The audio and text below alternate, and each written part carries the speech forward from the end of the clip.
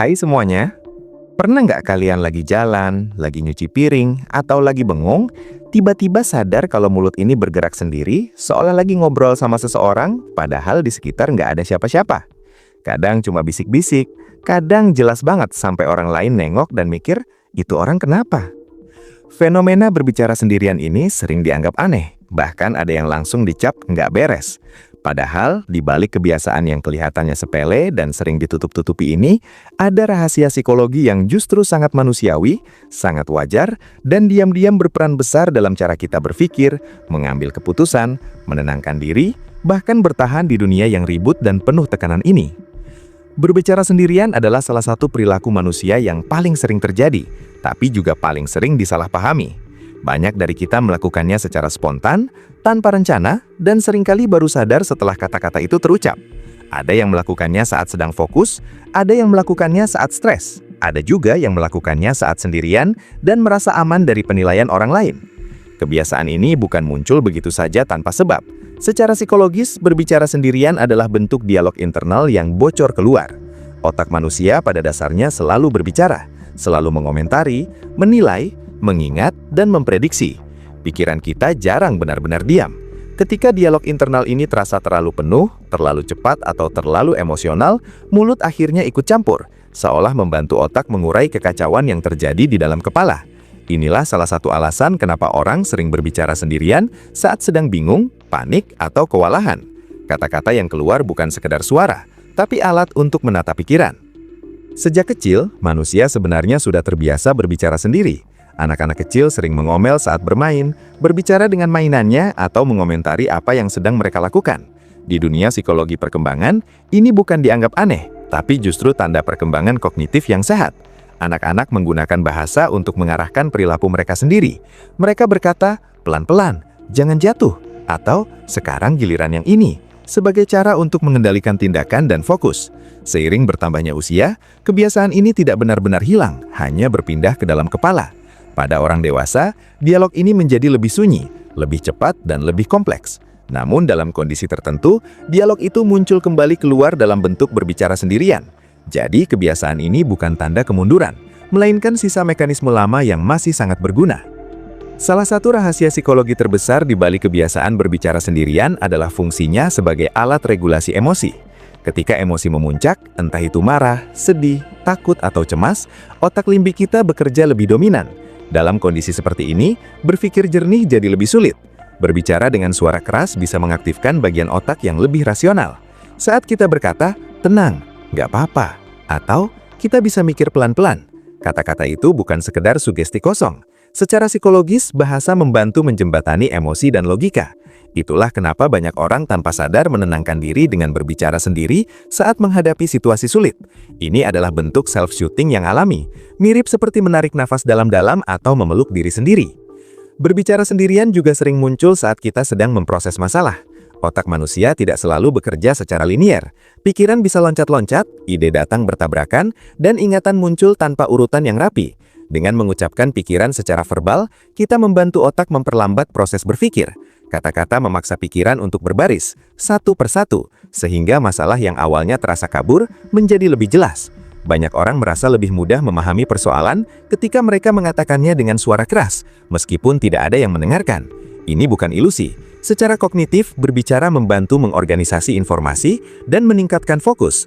Menariknya, orang yang sering berbicara sendirian tidak selalu berarti lebih kesepian. Justru dalam banyak kasus mereka memiliki hubungan yang cukup intens dengan dunia batin mereka sendiri. Mereka terbiasa merefleksikan pikiran, mengevaluasi perasaan, dan berdialog dengan diri sendiri. Ini bisa menjadi tanda kesadaran diri yang cukup baik. Namun tentu saja, konteks tetap penting. Berbicara sendirian yang sehat biasanya masih disadari sebagai dialog internal, bukan suara asing yang terasa datang dari luar kendali. Selama kita masih tahu bahwa yang kita ajak bicara adalah diri sendiri, kebiasaan ini berada di wilayah yang wajar. Di sisi lain, ada juga faktor sosial yang membuat kebiasaan berbicara sendirian sering ditutup-tutupi. Budaya kita cenderung mengaitkan perilaku ini dengan stigma tertentu. Sejak kecil, banyak dari kita mendengar kalimat seperti, "Jangan ngomong sendiri, nanti dibilang aneh." Akhirnya kebiasaan yang sebenarnya netral ini diberi muatan negatif. Padahal jika dilihat dari sudut pandang psikologi modern, berbicara sendirian bukan sesuatu yang perlu langsung dicurigai. Justru dalam beberapa konteks, ini bisa menjadi strategi coping yang cukup adaptif. Rahasia lain yang jarang disadari adalah hubungan antara berbicara sendirian dan kemampuan memecahkan masalah. Beberapa penelitian menunjukkan bahwa mengucapkan langkah-langkah atau instruksi secara verbal bisa meningkatkan performa dalam tugas tertentu.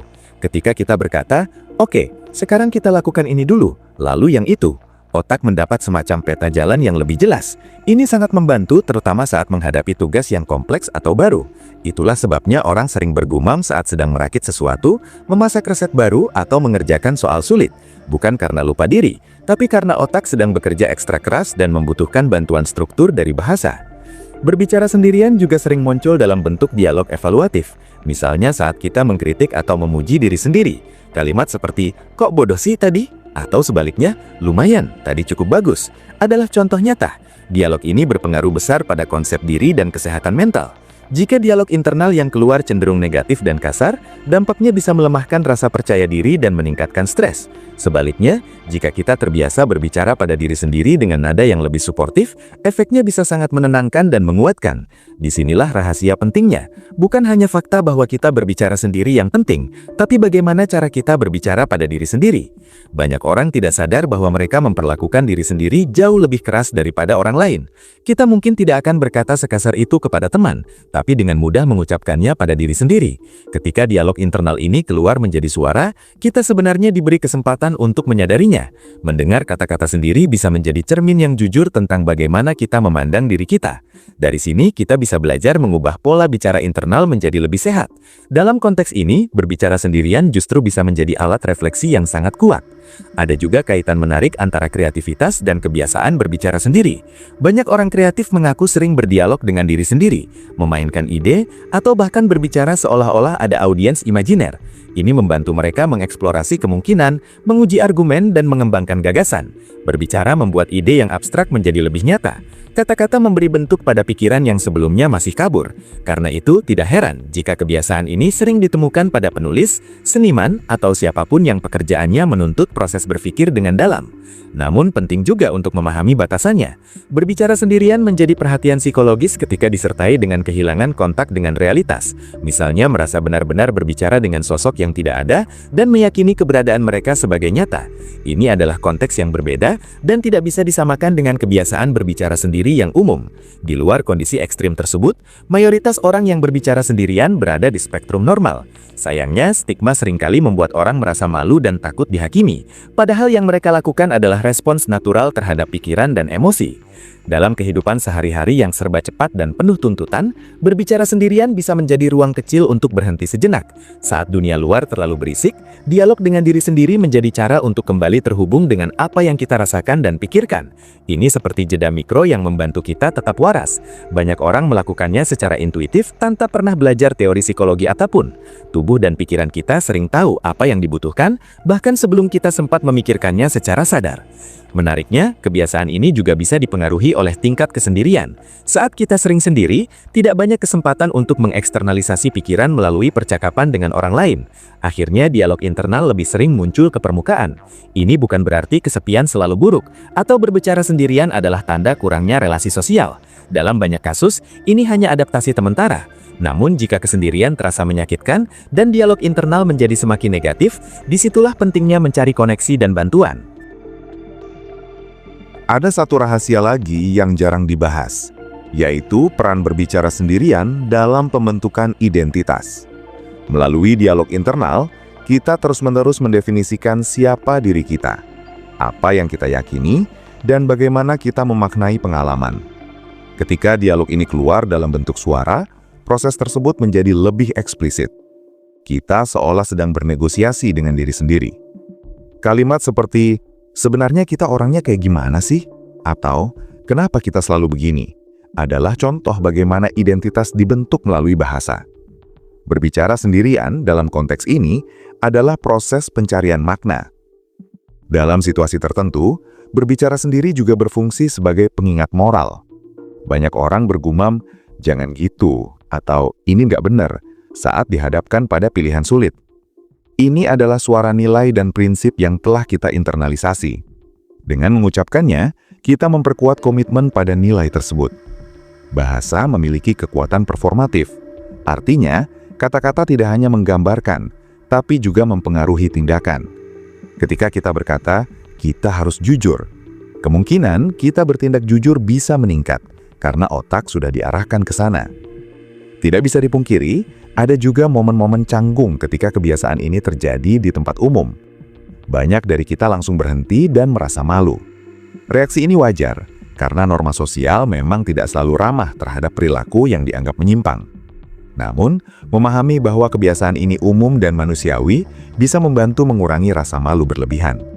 Kita tidak harus sengaja melakukannya di depan umum, tapi juga tidak perlu menganggap diri aneh hanya karena sesekali mulut ini lepas kendali. Dalam dunia yang semakin terdigitalisasi, ironisnya berbicara sendirian bisa menjadi salah satu bentuk koneksi paling jujur dengan diri sendiri.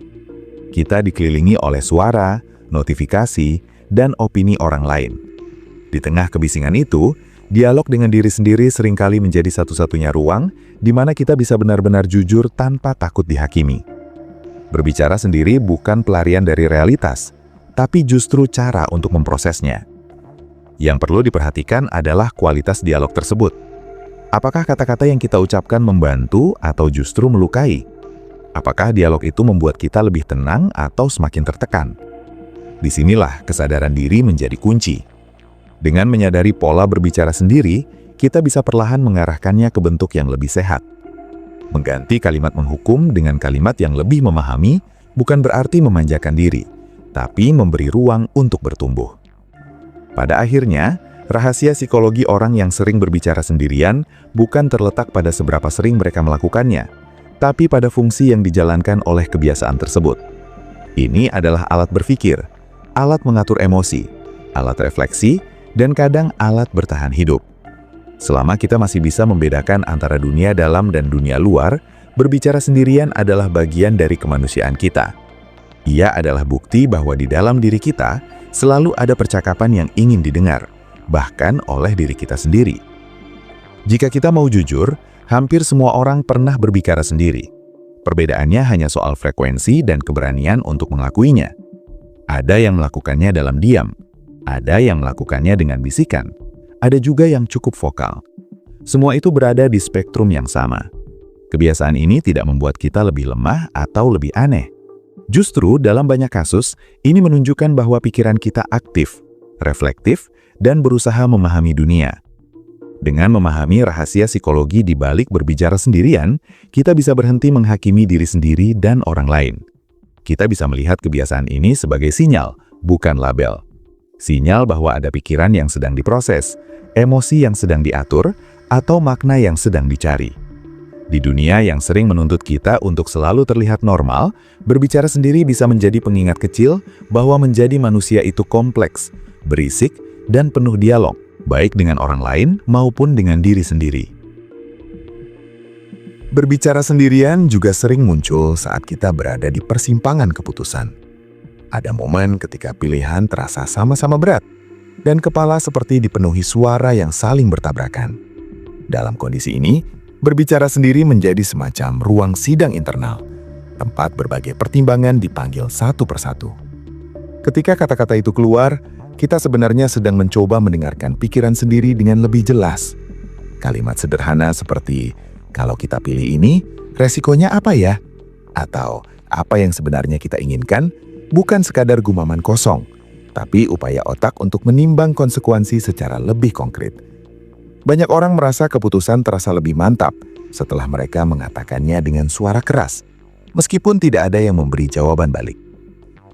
Ada juga sisi menarik dari berbicara sendirian yang berkaitan dengan kontrol diri.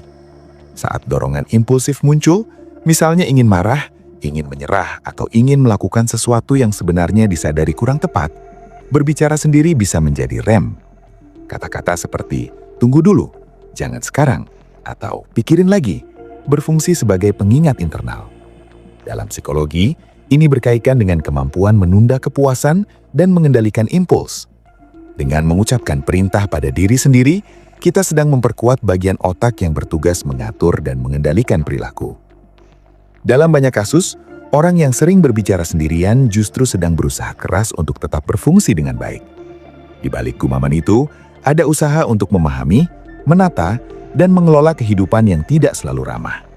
Ini penting disadari, karena terlalu sering kita hanya melihat permukaannya saja. Kita melihat orang berbicara sendiri dan langsung menilai, tanpa tahu bahwa mungkin mereka sedang menenangkan diri setelah hari yang melelahkan, atau sedang mencoba menyemangati diri agar tidak menyerah. Berbicara sendirian juga punya hubungan yang erat dengan memori. Saat kita mengulang informasi dengan suara keras, otak lebih mudah menyimpannya. Itulah sebabnya banyak orang membaca catatan atau menghafal dengan cara berbicara. Kata-kata yang diucapkan menciptakan jejak tambahan dalam ingatan, tidak hanya visual, tapi juga auditori.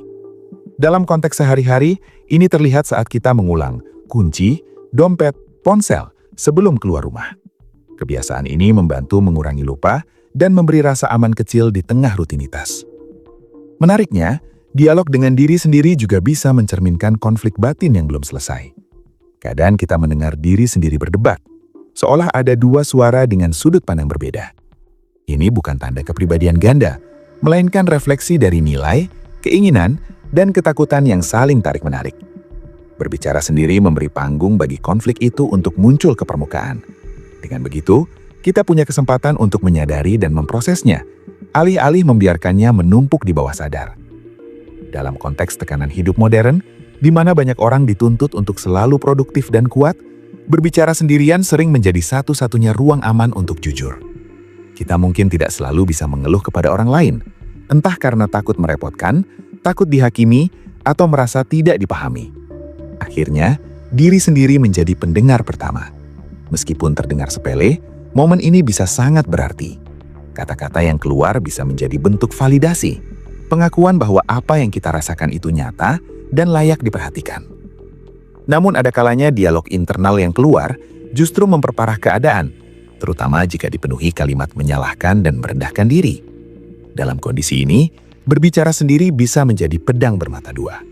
Alih-alih menenangkan, kata-kata itu justru memperkuat rasa tidak berharga. Inilah mengapa penting untuk mulai memperhatikan isi dialog tersebut.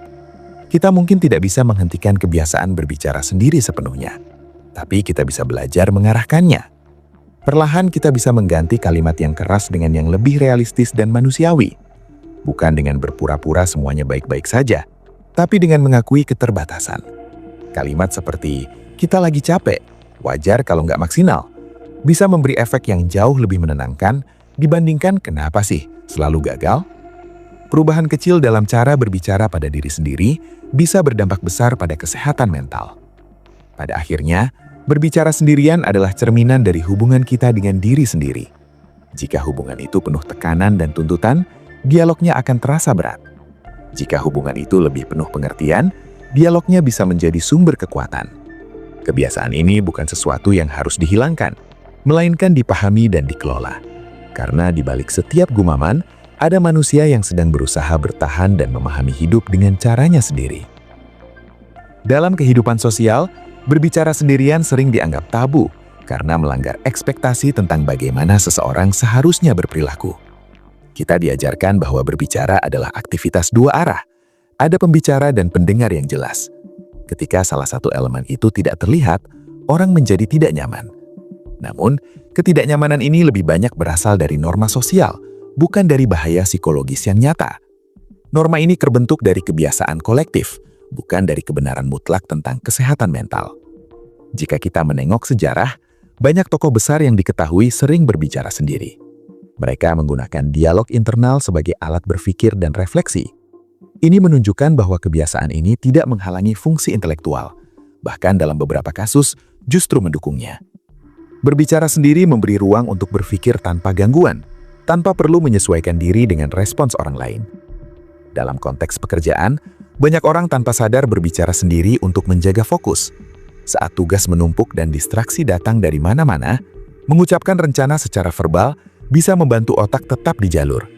Kalimat sederhana seperti, fokus yang ini dulu, atau selesain yang ini, baru lanjut, berfungsi sebagai jangkar perhatian. Ini bukan tanda kurang profesional, tapi strategi kognitif yang praktis. Ada juga dimensi empati diri yang sering muncul lewat berbicara sendirian. Saat kita berkata, "Kasihan juga ya kita hari ini," itu adalah bentuk pengakuan terhadap kelelahan sendiri. Dalam dunia yang sering menuntut kita untuk terus kuat, empati pada diri sendiri menjadi hal yang langka. Berbicara sendiri membuka celah kecil untuk empati itu hadir, meskipun hanya lewat 1-2 kalimat. Tidak semua orang nyaman dengan keheningan. Bagi sebagian orang, diam justru membuat pikiran berisik. Dalam kondisi seperti ini, berbicara sendiri menjadi cara untuk mengisi keheningan dengan sesuatu yang lebih terkontrol. Daripada pikiran melayang kemana-mana, kata-kata yang diucapkan memberi arah dan struktur. Ini membantu mengurangi kecemasan yang muncul dari pikiran yang terlalu bebas. Berbicara sendiri juga bisa menjadi latihan kejujuran. Saat berbicara dengan orang lain, kita sering menyaring kata-kata, menyesuaikan dengan norma dan ekspektasi. Dengan diri sendiri, filter itu lebih tipis. Kata-kata yang keluar seringkali lebih jujur, lebih mentah. Dari situ kita bisa mengenali apa yang sebenarnya kita rasakan, bukan hanya apa yang pantas kita katakan. Namun kejujuran ini juga bisa terasa menyakitkan. Mendengar isi pikiran sendiri tidak selalu menyenangkan. Ada rasa takut, kecewa, dan marah yang mungkin selama ini kita hindari. Berbicara sendiri memaksa kita berhadapan dengan itu. Meski tidak nyaman, proses ini bisa menjadi langkah awal menuju penerimaan dan perubahan. Dalam jangka panjang, kebiasaan berbicara sendirian yang sehat bisa membantu kita membangun ketahanan mental. Dengan terbiasa berdialog, kita tidak terlalu bergantung pada validasi eksternal. Kita belajar menjadi pendengar bagi diri sendiri. Ini bukan berarti menutup diri dari orang lain, tapi menambah satu sumber dukungan dari dalam. Berbicara sendirian, jika dipahami dengan tepat, adalah bagian dari keterampilan hidup. Ia membantu kita berpikir, merasakan, dan bertindak dengan lebih sadar. Alih-alih memusuhinya, mungkin sudah saatnya kita mengakui bahwa kebiasaan ini adalah salah satu cara manusia bertahan di dunia yang kompleks. Ada perbedaan halus tapi penting antara berbicara sendirian karena refleksi dan berbicara sendirian karena pelarian. Dalam refleksi, kata-kata membantu kita memahami diri dan situasi. Dalam pelarian, kata-kata justru digunakan untuk menghindari kenyataan. Misalnya, terus-menerus mengulang pembenaran agar tidak menghadapi masalah yang sebenarnya. Memahami perbedaan ini membantu kita menggunakan kebiasaan ini dengan lebih sadar. Saat kita berada dalam tekanan berkepanjangan, berbicara sendiri bisa menjadi alarm. Intensitas dan nada dialog internal sering mencerminkan kondisi mental kita. Jika kata-kata yang keluar semakin kacau, cepat, dan penuh keputusasaan, itu bisa menjadi tanda bahwa kita butuh istirahat atau bantuan. Dengan kata lain, berbicara sendiri bisa menjadi indikator awal kondisi psikologis. Ada juga momen di mana berbicara sendiri menjadi sarana harapan. Kalimat seperti, "Kita masih bisa coba lagi," atau "Ini belum akhir," mungkin terdengar sederhana, tapi dalam kondisi terpuruk, kata-kata ini bisa menjadi pegangan. Harapan tidak selalu datang dari luar. Kadang, ia muncul dari suara kecil di dalam diri yang menolak menyerah. Dalam hubungan dengan orang lain, kemampuan berbicara dengan diri sendiri yang sehat justru bisa meningkatkan kualitas relasi. Orang yang terbiasa merefleksikan perasaan cenderung lebih sadar akan emosinya. Kesadaran ini memudahkan komunikasi yang jujur dan tidak reaktif. Jadi, dialog internal bukan pengganti hubungan sosial, tapi fondasi yang mendukungnya. Berbicara sendirian juga mengajarkan kita tentang batas. Saat kita berkata, "Cukup," atau "Sampai di sini dulu," kita sedang menetapkan batas pada diri sendiri dan lingkungan. Ini penting di dunia yang sering mendorong kita untuk terus melampaui kemampuan. Kata-kata itu menjadi penanda bahwa kita menghargai kapasitas diri. Jika kita perhatikan, banyak ritual kecil dalam hidup yang melibatkan berbicara sendirian. Berdoa, bermeditasi dengan mantra, atau mengucapkan afirmasi adalah contoh yang diterima secara sosial. Ini menunjukkan bahwa berbicara sendirian sebenarnya sudah lama diakui sebagai praktik yang bermakna. Hanya saja konteksnya dibungkus dengan istilah tertentu. Ketika stigma dilepas, kita bisa melihat berbicara sendirian sebagai spektrum perilaku yang luas. Ada yang ringan dan fungsional, ada yang intens dan perlu perhatian. Seperti banyak aspek psikologis lainnya, konteks dan dampaknya lebih penting daripada labelnya. Menggeneralisasi hanya akan menutup pemahaman. Pada akhirnya, berbicara sendirian adalah bahasa yang kita gunakan untuk berkomunikasi dengan diri paling jujur. Ia muncul ketika kita butuh arah, penguatan, atau sekedar didengar. Selama kita mau mendengarkan dengan sikap yang lebih ramah, dialog itu bisa menjadi sumber kebijaksanaan, bukan sumber ketakutan. Mungkin rahasia terdalam dari kebiasaan berbicara sendirian adalah fakta bahwa manusia tidak pernah benar-benar sendirian di dalam pikirannya. Selalu ada narasi yang berjalan, komentar yang muncul, dan pertanyaan yang diajukan. Berbicara sendirian hanyalah salah satu cara narasi itu mengambil bentuk. Ini adalah ekspresi dari kesadaran manusia yang kompleks dan reflektif. Dalam dunia yang sering menuntut jawaban cepat dan kepastian, berbicara sendirian memberi ruang untuk ragu dan bertanya. Kita bisa mengakui ketidaktahuan tanpa harus terlihat lemah di depan orang lain. Keraguan yang diucapkan justru bisa menjadi awal dari pemahaman yang lebih dalam. Ketika kita berhenti melihat kebiasaan ini sebagai sesuatu yang memalukan, kita membuka pintu untuk hubungan yang lebih sehat dengan diri sendiri. Kita bisa mulai mendengarkan apa yang sebenarnya ingin disampaikan oleh suara itu. Apakah ia lelah, takut, marah, atau justru harapan? Setiap gumaman membawa pesan. Berbicara sendirian bukan tentang menjauh dari realitas, tapi tentang memprosesnya. Ia adalah cara otak dan hati bekerja sama untuk menghadapi dunia. Dalam kesederhanaannya, kebiasaan ini mengingatkan kita bahwa memahami diri sendiri adalah proses yang terus berjalan. Jika suatu hari kalian mendapati diri kalian berbicara sendirian, mungkin tidak perlu langsung menghentikannya dengan rasa malu. Mungkin cukup dengarkan sejenak. Bisa jadi di sanalah ada kejujuran yang selama ini terlewat. Dan dari kejujuran itu, kita bisa menemukan sedikit ketenangan di tengah hidup yang tidak selalu mudah. Pada akhirnya, rahasia psikologi orang yang sering berbicara sendirian adalah bahwa mereka sedang berusaha menjalin percakapan paling penting dalam hidup, yaitu percakapan dengan diri sendiri. Selama percakapan itu membawa kita menuju pemahaman, ketenangan, dan kesadaran yang lebih baik, kebiasaan ini bukan kelemahan, melainkan bagian dari kekuatan menjadi manusia. Berbicara sendirian juga sering muncul saat kita sedang menghadapi rasa takut yang tidak mudah dijelaskan ke orang lain. Ada ketakutan yang terlalu sepele untuk diceritakan, tapi terlalu besar untuk diabaikan. Dalam situasi seperti ini, kata-kata yang keluar menjadi jembatan antara rasa takut dan keberanian. Kalimat seperti, sebenarnya nggak seseram itu, atau kita pernah melewati yang lebih berat, bukan sekadar penghiburan kosong, tapi bentuk penegasan diri. Secara psikologis, pengulangan verbal membantu otak membangun rasa familiar terhadap ancaman, sehingga intensitas rasa takut perlahan menurun. Itulah sebabnya orang sering berbicara sendiri sebelum melakukan sesuatu yang menegangkan, seperti presentasi, wawancara, atau mengambil keputusan besar. Ada pula sisi eksistensial dari kebiasaan berbicara sendiri. Di momen-momen sunyi, ketika tidak ada distraksi, pertanyaan-pertanyaan besar tentang hidup sering muncul. Tentang makna, arah, dan tujuan. Tidak semua orang nyaman membicarakan hal ini dengan orang lain. Akhirnya, diri sendiri menjadi teman diskusi. Berbicara sendirian di sini bukan sekadar kebiasaan, tapi ruang kontemplasi. Kata-kata yang keluar mungkin terdengar sederhana, tapi seringkali memuat kegelisahan yang dalam. Ini adalah bagian dari proses menjadi manusia yang sadar akan keberadaannya. Dalam psikologi, bahasa tidak hanya berfungsi sebagai alat komunikasi, tapi juga alat konstruksi realitas.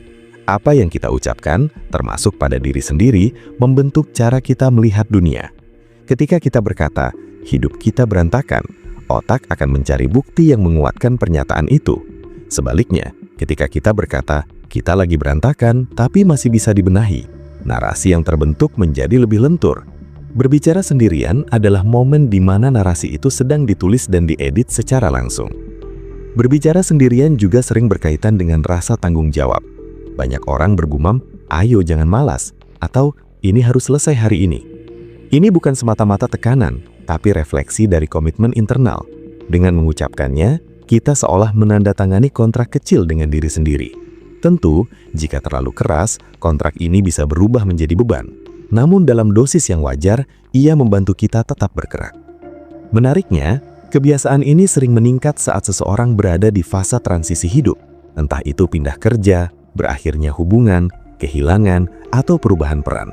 Di fase-fase ini, identitas lama goyah dan yang baru belum terbentuk sepenuhnya. Dialog internal menjadi lebih intens karena kita sedang berusaha memahami diri dalam konteks baru. Berbicara sendirian menjadi cara untuk menyatukan potongan-potongan identitas yang terasa tercerai-berai. Ada juga dimensi kejujuran emosional yang jarang kita dapatkan dalam percakapan sosial. Saat berbicara dengan orang lain, kita sering memakai topeng, entah untuk menjaga perasaan, citra, atau sekadar menghindari konflik. Dengan diri sendiri, topeng itu tidak selalu diperlukan. Kata-kata yang keluar seringkali lebih mentah, lebih apa adanya. Dari sinilah kita bisa mengenali emosi yang selama ini ditekan atau diabaikan. Namun kejujuran ini membutuhkan keberanian. Tidak semua orang siap mendengar isi pikirannya sendiri. Ada ketakutan bahwa jika terlalu jujur, kita akan kewalahan. Karena itu, sebagian orang justru menghindari keheningan. Berbicara sendiri muncul sebagai cara untuk mengontrol arus pikiran, bukan membiarkannya liar. Ini adalah bentuk kontrol yang halus tapi bermakna. Dalam konteks ini, berbicara sendirian bukan tanda kelemahan mental, melainkan strategi adaptif. Ia muncul karena kita berusaha menjaga keseimbangan di tengah tekanan internal dan eksternal. Selama strategi ini membantu, ia layak dipahami, bukan dicurigai. Ada saatnya berbicara sendirian berubah menjadi kebiasaan reflektif yang lebih terstruktur. Misalnya ketika kita mulai bertanya dan menjawab sendiri dengan pola tertentu. Ini sering terjadi pada orang yang terbiasa menganalisis.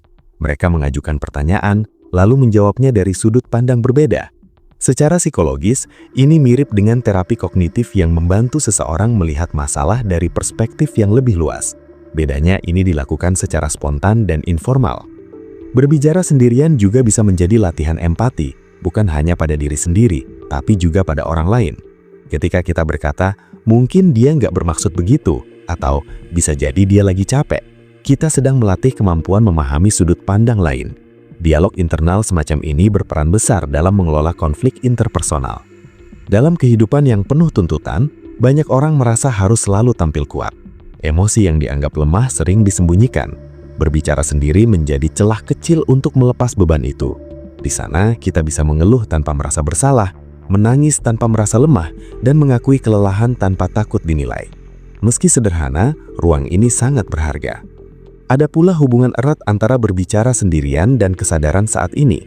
Ketika kita mengomentari apa yang sedang kita lakukan, seperti sekarang lagi nyapu, atau pelan-pelan aja, perhatian kita tertarik ke momen sekarang. Ini mirip dengan praktik mindfulness dalam bentuk yang sangat sederhana. Bahasa membantu kita tetap hadir, tidak terlalu hanyut dalam masa lalu atau masa depan. Berbicara sendirian juga sering muncul sebagai respon terhadap kebingungan. Saat pikiran terasa buntu, kata-kata yang keluar menjadi alat eksplorasi. Dengan mengucapkan kebingungan itu, kita mengakuinya. Pengakuan ini adalah langkah awal untuk mencari kejelasan. Tanpa disadari, banyak orang menemukan solusi justru saat sedang bergumam sendiri. Namun, kebiasaan ini juga bisa menjadi cermin dari kelelahan mental.